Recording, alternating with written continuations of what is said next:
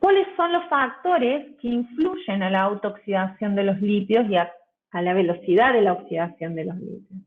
La composición de los ácidos grasos es clave para la velocidad de oxidación.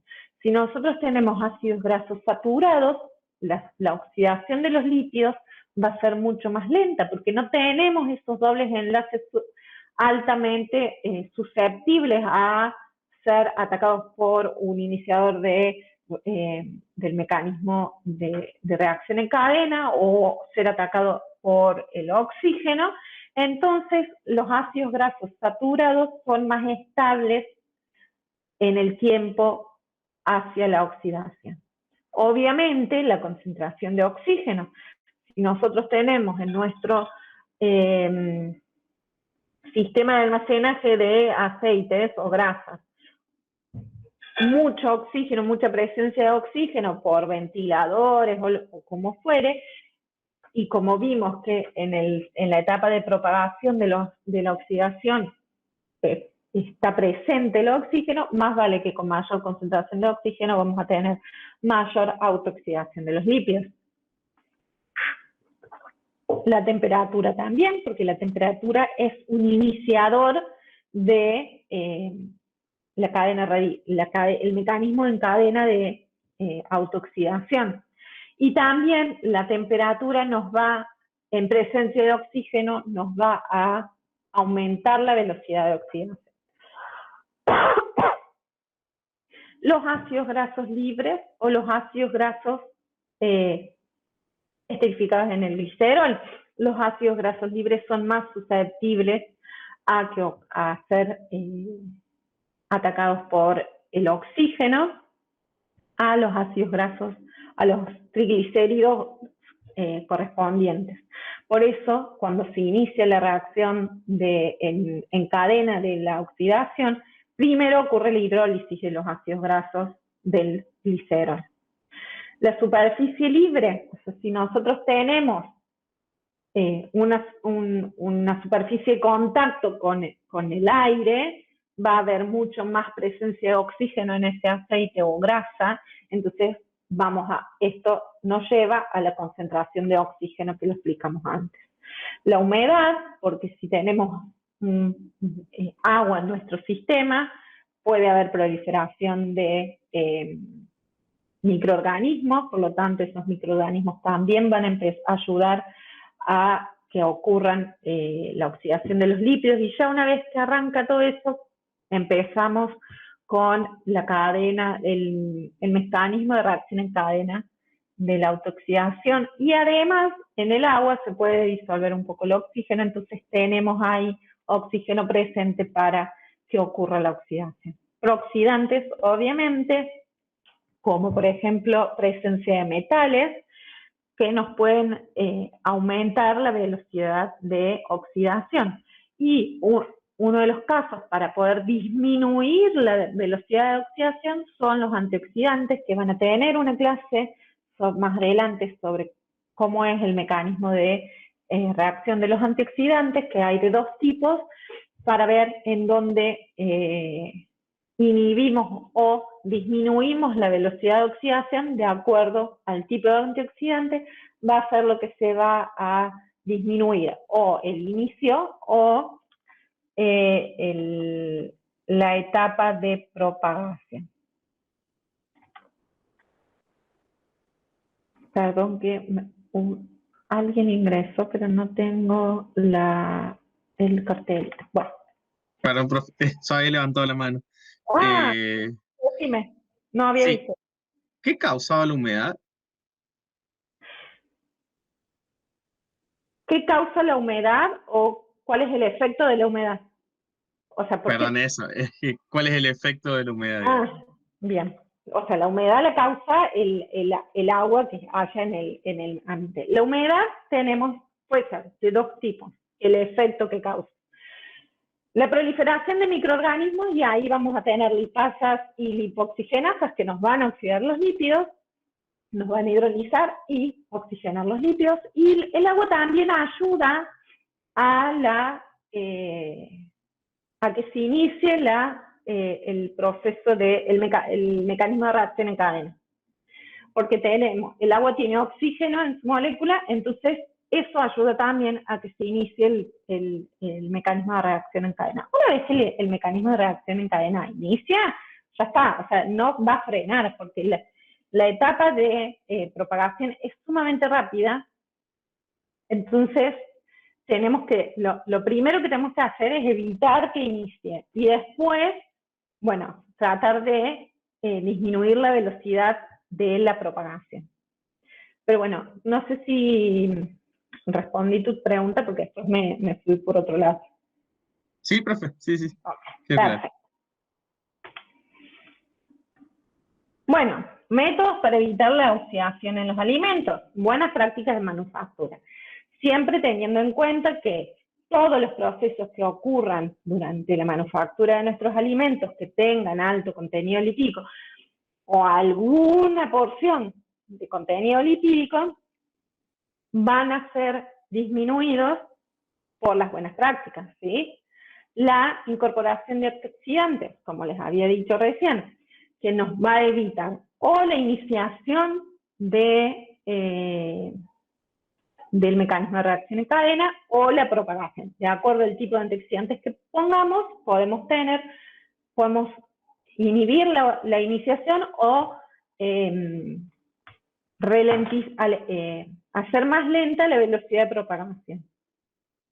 También es posible poner los dos tipos de antioxidantes y que la vida media de nuestro producto sea mucho mayor.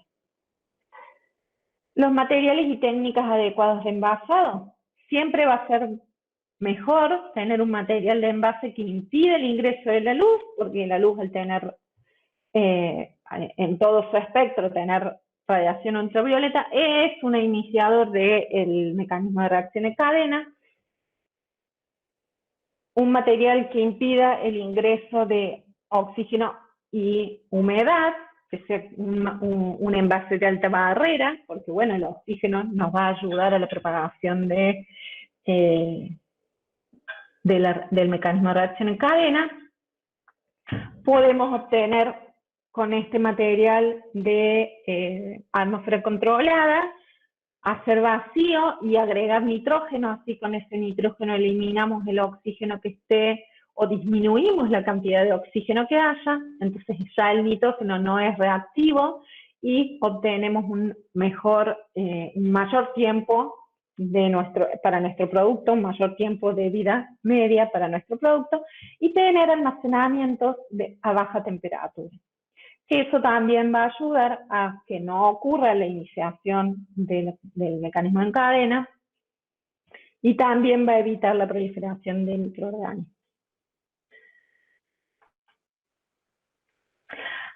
Con esto terminamos las reacciones de descomposición de los lípidos. ¿Tienen alguna duda hasta aquí?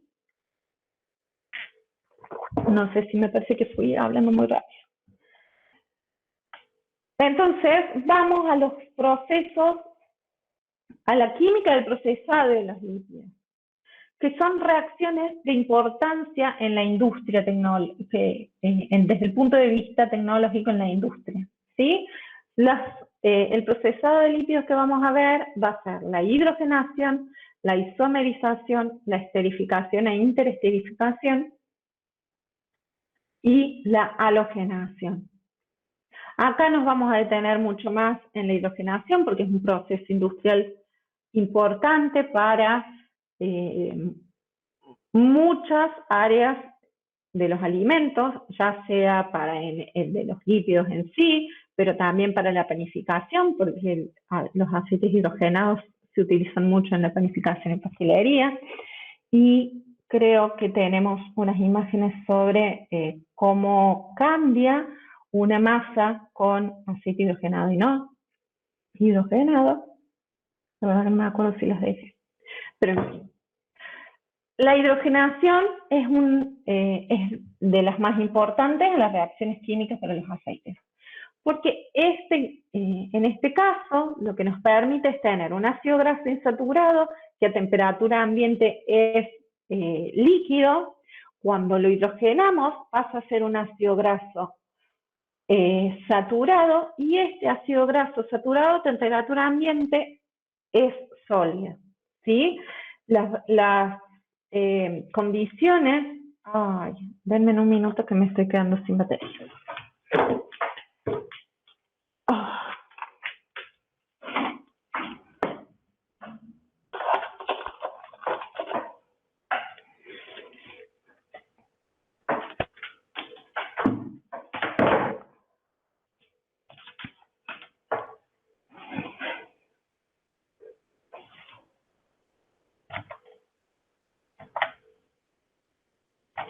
Listo.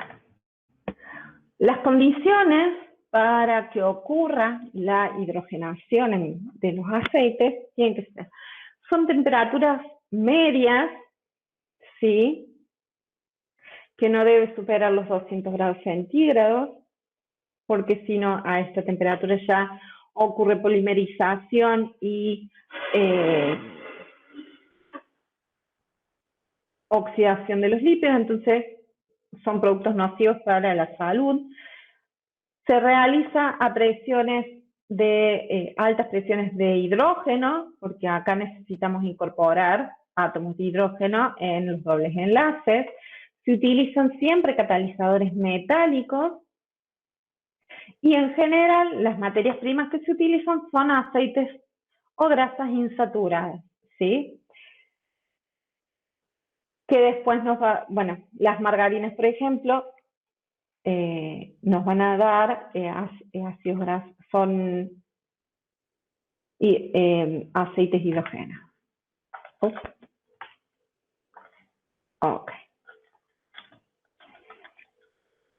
Bueno, un dato anecdótico, que casi el 60-65% de las grasas que se consumen en Estados Unidos provienen de soja hidrogenada, de aceite de soja hidrogenado. ¿Por qué queremos hidrogenar un aceite? ¿Cuáles son las aplicaciones que van a tener? Va a tener mayor estabilidad oxidativa, porque como les expliqué, los ácidos grasos insaturados son mucho más susceptibles al deterioro oxidativo, por lo tanto, si disminuimos la cantidad de ácidos grasos insaturados, va a aumentar la estabilidad de estos aceites. Incrementar el punto de fusión de aceites. Esto lo van a ver a las propiedades físicas, la clase que viene. Pero bueno, aumentar el punto de fusión, esto es lo que nos hace que tengamos grasas sólidas, que es lo que nos va a permitir tener mejores panificados y repostería. La fabricación de shortenings y margarinas con mejores propiedades de plasticidad y horneado, que es lo que les venía explicando, que son productos que le dan a la panificación, a la repostería, como mejor suavidad, una masa más linda, que también se lo van a ver en otra clase cuando vean los procesos de industrialización de las grasas y los aceites. Vamos a aplicar la hidrogenación para disminuir el índice de yodo y así poder tener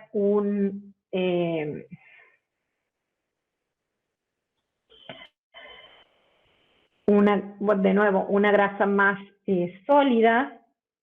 El índice de yodo nos indica la cantidad de insaturaciones que tiene, pero la hidrogenación parcial lo que tiene es que se forma una gran cantidad de ácidos grasos trans, que está demostrado no son buenos para el consumo humano. Lo que sí está bueno para la aplicación es la hidrogenación completa, en donde se satura todos los ácidos grasos, el índice de insaturación es cercano a 0 y tiene un punto de fusión muy elevado. Son grasas bien sólidas.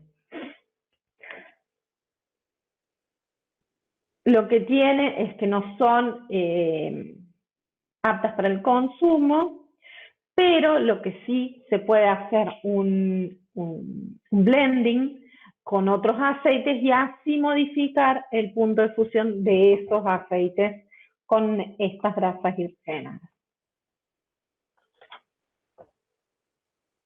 ¿Cómo ocurre la hidrogenación? Un poco ya la vimos con la primera filmena sobre hidrogenación, pero vamos a ver en detalle el proceso de hidrogenación.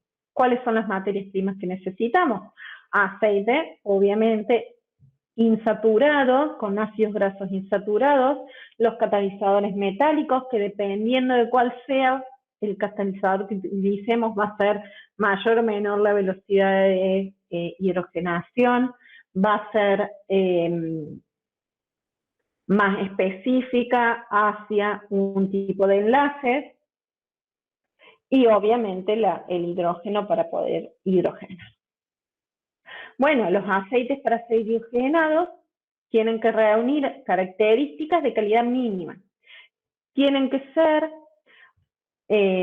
con baja acidez, o sea, con bajos porcentajes de ácidos grasos libres. Tienen que tener la mayor cantidad de, o sea, tienen que ser triglicéridos, no ácidos grasos libres. Estos ácidos grasos libres, en algunas condiciones, forman sales, que son los que corresponden a los jabones de los aceites. Tienen que tener poca cantidad de fosfolípidos en su composición, baja humedad, bajo índice de peróxidos y bajo índice de paranicina. ¿Por qué? Porque estos peróxidos estos peróxidos son los que nos van a indicar que ese aceite está oxidado, entonces no es apto para la hidrogenación. El aceite debe estar, por lo tanto, refinado y blanqueado. Los procesos de refinamiento y blanqueamiento los van a ver en una o dos clases más adelante.